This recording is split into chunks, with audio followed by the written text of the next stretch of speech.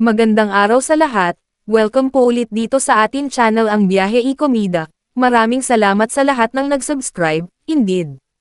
Punta tayo sa atin topic, July 3, 2025. Lea Salonga, bibigyan ng bituin sa Hollywood Walk of Fame.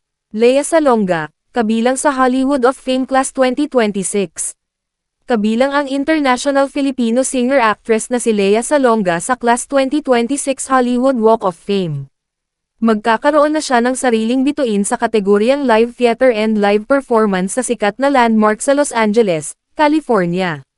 Si Lea ang kauna-unahang Asian na nanalo ng Tony Award para sa Best Actress in a Musical dahil sa kanyang mahusay na pagganap sa Miss Saigon, noong 1991.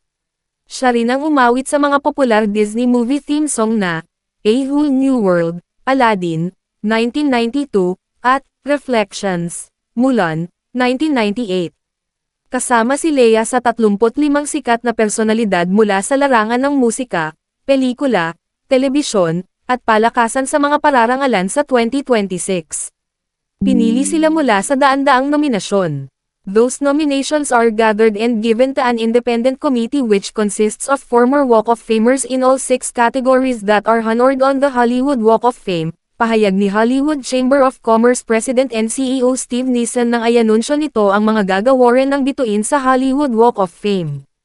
Ang Hollywood Walk of Fame ay isa sa mga popular tourist attraction sa Los Angeles, California. Bisitahin ang website ng pep.ph para sa kumpletong listahan ng Hollywood Walk of Fame Class 2026. E-click ang link sa description box.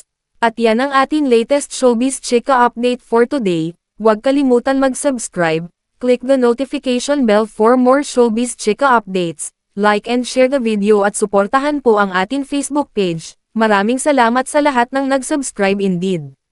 Magandang buhay sa lahat, adios! Hi, I'm Lea Salonga. Listen to my musical sleep tale here on the Better Sleep app. Come on in, everyone. We've got space for all of you.